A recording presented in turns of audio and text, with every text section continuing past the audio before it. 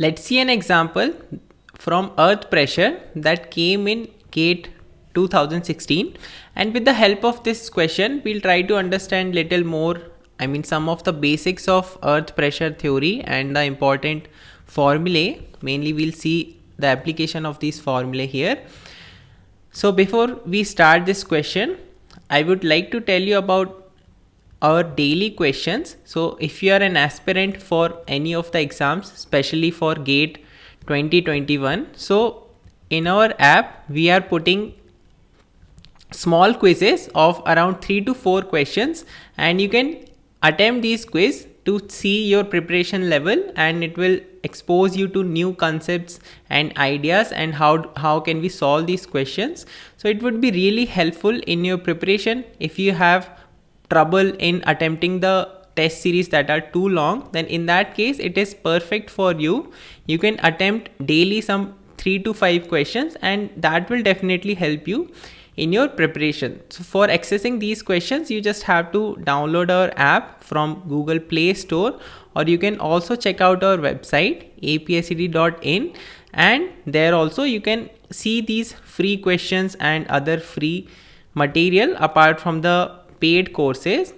So you can download this app or check out this website, whatever is convenient to you. So let's come back to the question now and let's try to understand that.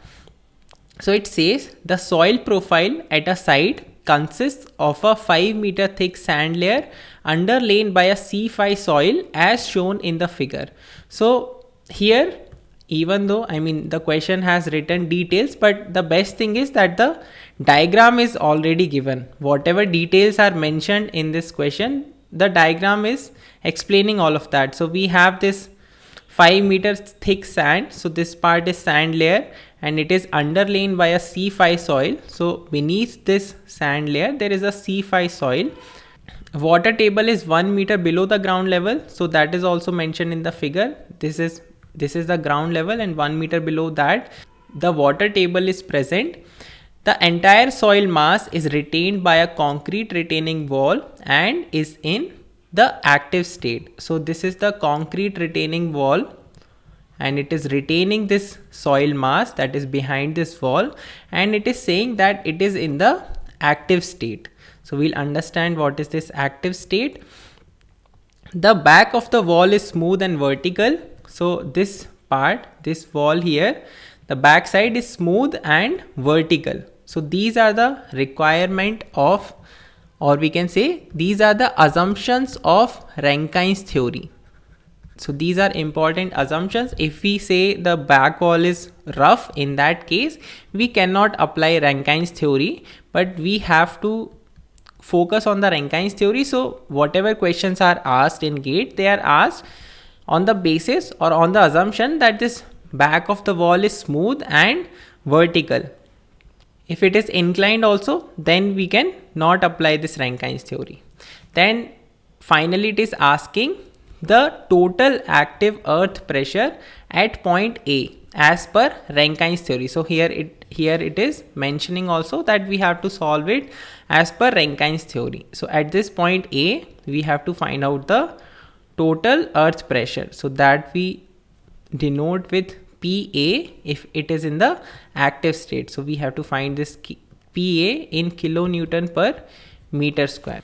So earth pressure, as a name itself suggests, this soil behind the retaining wall, it will be applying some pressure on the retaining wall, and that we express as earth pressure. The opposite can also happen, that this retaining wall can apply pressure on this soil mass. Let's say if something is filled on this other side of the retaining wall, like water can be filled if it is a water tank, and other side can be just soil. So in that case, it can be, this wall can be applying pressure on the retaining wall. So based on that, based on the fact if the soil is applying pressure or wall is applying pressure on the soil, we have these two states, that is active state and passive state. So active state is when the soil is pushing the retaining wall, and passive state is when the wall is pushing the soil. Then apart from these two, we have another state that is at rest. Rest means that it doesn't have the tendency to push the wall, or the wall doesn't have the tendency to push the soil. So no pushing from soil or wall. So based on these three states, we have the earth pressure, and as per Rankine's theory, this wall should be smooth and vertical and cohesionless also. Initially, the theory is designed for cohesionless soil, but later it is, cohesive soil, that is the C5 soil, it is also included. So how do we calculate this earth pressure? So earth pressure is basically calculated in the terms of PA is equal to Ka gamma Z. If we are talking about active earth pressure, if we have passive earth pressure, then it will become PP. So then in that case, we'll have this coefficient that will be Kp, and Kp times gamma Z, that is the coefficient of earth pressure. So if we are writing Ka, that will be the coefficient of active earth pressure, and Kp will be the coefficient of passive earth pressure. Similarly, we can find out at rest also. So in that case, we denote with K naught. So the value of Ka, it is given as 1 minus sine phi upon 1 plus sine phi, and Kp, it is the opposite of or inverse of Ka. So it will become 1 plus sine phi upon 1 minus sine phi, and K naught is given as mu upon 1 minus mu. So basically, these two active and passive states, these are, as per the Rankine's theory, these are based on the plastic equilibrium. Plastic equilibrium means that the soil that is behind this wall, it is about to fail.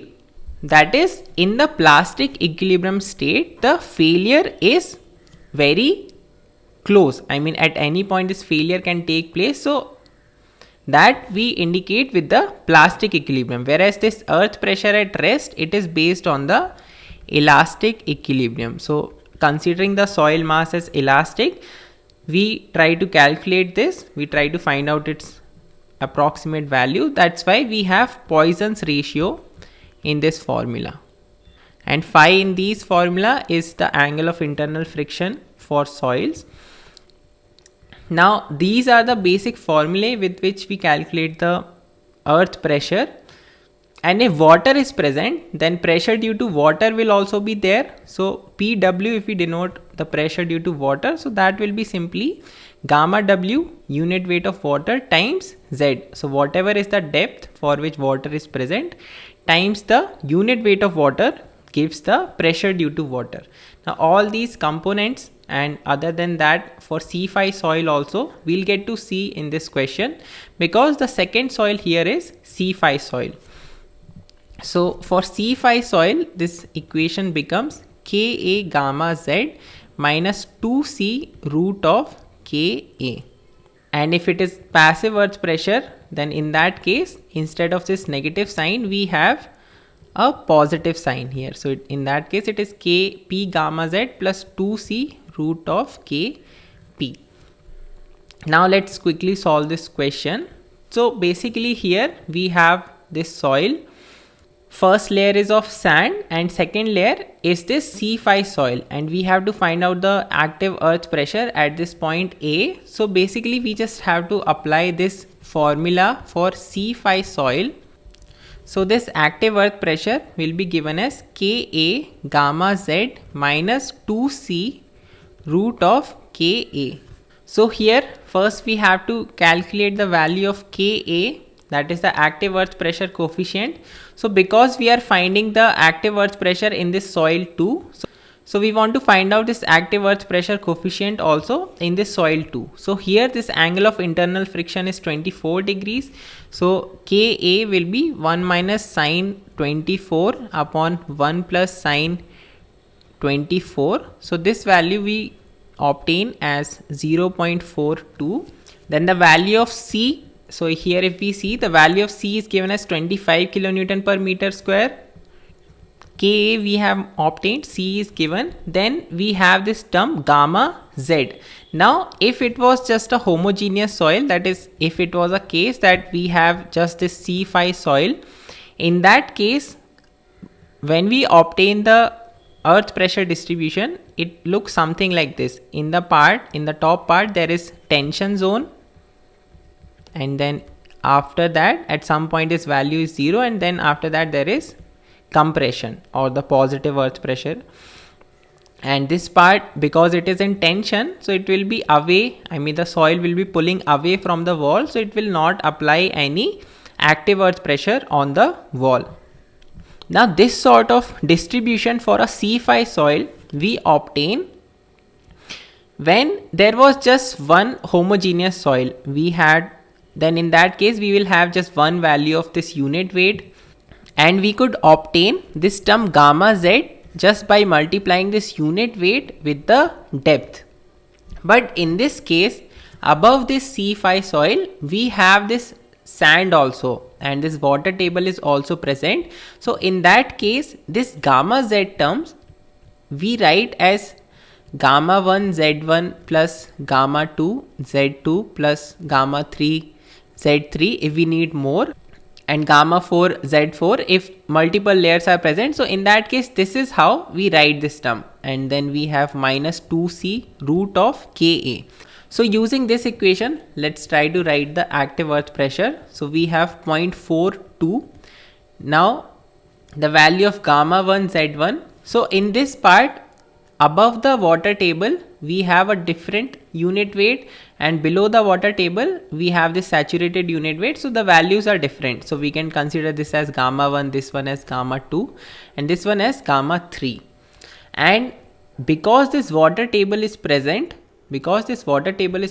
so we have to take care of that also. So we'll be using, for the part where water table is present, we'll be using submerged unit weight.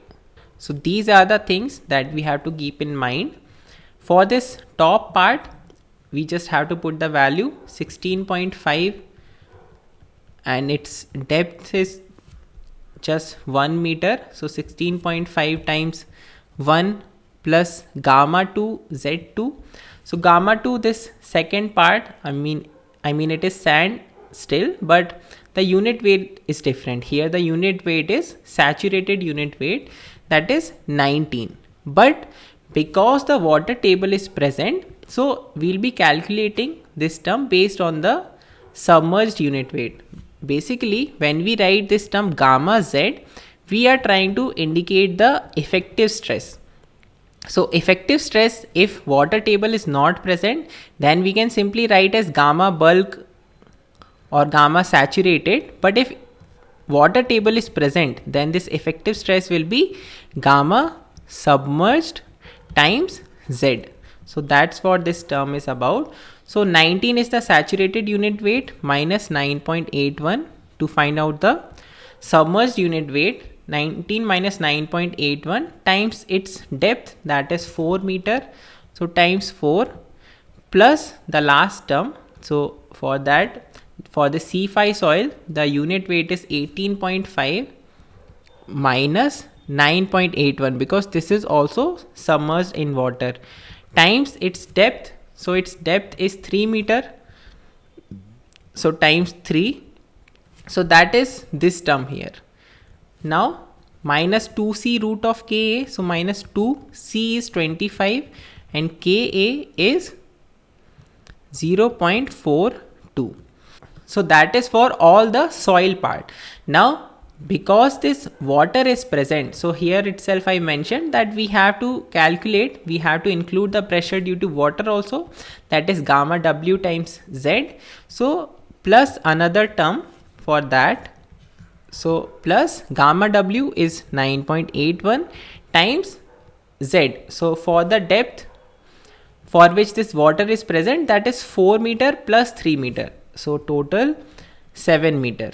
So that is the final expression for the active earth pressure for this C5 soil. Then we just have to solve this value. So if you solve this, we obtain the final value as 69.59 kilonewton per meter square, and that is the required answer. So that is one example from GATE, how they ask questions in GATE. So if you want to solve more such problems and understand more of this topic, then you can refer to our videos, or if you just want to solve questions, then you should check out our app. And as I told you, there are free questions that are available. If you attempt today's quiz, so there also you will be finding questions from earth pressure, so that would be really helpful if you are an aspirant for GATE.